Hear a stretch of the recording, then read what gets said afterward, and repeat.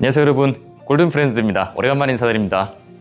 신문 보면은 왜 한 번씩 그런 거 나오잖아요. 여의도 면적의 몇 배, 그런 거 하면은 솔직히 잘 안 말한다고 생각하거든요. 근데 이게 좀 약간 역사가 있어요. 그래서 오늘은 그 얘기를 좀 드려볼까 해요. 옛날에 여의도 있거든요. 1920년대, 1910년대 일제강점기 시절의 여의도. 그때는요, 여의도가 서울이 아니었어요. 그때는 경기도 고양시에 속해 있었어요. 지금 왜 뉴스 나오는 것 중에 그런 게 있잖아요. 뭐 김포가 서울로 편입된다, 그런 얘기 있죠. 그런 거 들으면은 아니 무슨 내가 서울이야 막 그런 얘기들 하시는 분들 계신 거 알고 있습니다. 예를 들어서 김포공항도 보면요 여러분, 원래 서울 아니었잖아요. 그러니까 김포공항이거든요. 그래서 지금 강서구에서 추진하는 게 서울 강서공항으로 만들겠다 막 그런 거 하고 있어요. 그렇듯이 여의도도 한때는 서울이 아니었습니다. 서울로 편입된 거예요. 그럼 그 이전에 여의도는 어땠었냐? 공항이었습니다. 모래밭이었대요. 그래가지고 거기다가 막 임시 비행장 만들어서 막 군용 비행장으로 쓰고 막 그랬었다가 심지어 어느 정도면 국제공항까지 갔었어요. 그런데 지금은 이제 그런 거 아예 전혀 모르잖아요. 옛날에 1968년도 이럴 때 여의도 마스터 플랜이라고 해가지고 당시에 유명했던 건축가 한 분이 엄청 큰 계획 같은 걸 세우셨거든요. 당시에 그분이 만들었던 작품 중 하나가 지금의 세운상가, 그런 거였어요. 지금 와서는 많이 나가가지고 뭐 리모델링 하는 그런 얘기는 맞습니다만 당시에는 엄청나게 혁신적인 그런 건축물이라고 볼 수 있겠습니다. 요것도 보면은 무슨 옛날에 막 일본 막 버블 시절에 그런 느낌 안 부러운 게요. 그 막 여의도를 가로지른 막 공중 보행로를 만들고 또 그 밑에는 막 차량이 다닐 수 있는 그런 길을 만들고 해가지고 막 서여의도랑 동여의도를 나눠가지고 뭐 한쪽에는 국회의사당을 놔두고 한쪽에는 서울시청을 놔두고 뭐 그런 식으로 금융과 정치의 일병바 막 이런 식으로 만들겠다는 야심찬 계획 같은 게 있었거든요. 어느 정권이 들어서면서 좀 많이 망가지게 됐었습니다. 물론 제일 큰 이유는 재정적인 이유가 가장 큽니다. 아무튼 지금의 여의도공원 있죠. 요게 비상시에 이걸 활주로를 쓰자, 그게 목적이었거든요. 당시에는 아무래도 방공 같은 게 아무래도 사회적인 그런 이데올로기라고 할까요? 전쟁이 아직 끝나지 않았던 시기라서 그랬던 것 같거든요. 그래서 막 여의도 지을 때도 윤중로라고 지금은 잘 모르시는데 그 여의도를 이렇게 가로지고 있는 제방 같은 게 있어요. 뭐 당시에는 뭐 100일 만에 만들었다 뭐 신하다 뭐 그런 식으로 얘기하고 있었는데 그때 보면요 당시 사진에 막 지금 북한 방불케 여의도는 싸우면서 건설한다 막 이런 멘트도 있고 그렇거든요.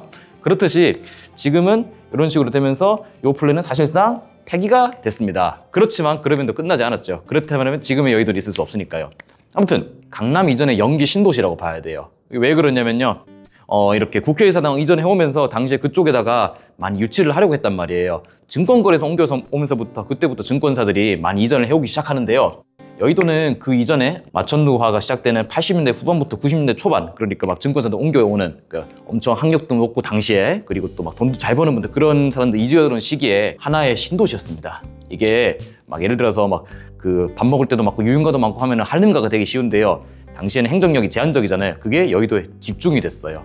그때는 당시에는 막 명동이냐 아니면은 뭐 강남은 아직 이제 지어지고 있던 시기였었고 이제 막 올라온 지 얼마 안 됐던 시기였었죠. 그 다음에 여의도가 한참 뜨고 있었거든요. 시범 아파트가 이게 언제 지었냐면 70년대 초에 지어졌어요. 이거 지어지기 직전에 와우 아파트라고 마포구에 막 붕괴가 있고 그랬었거든요. 그래서 각 잡고 지었어요.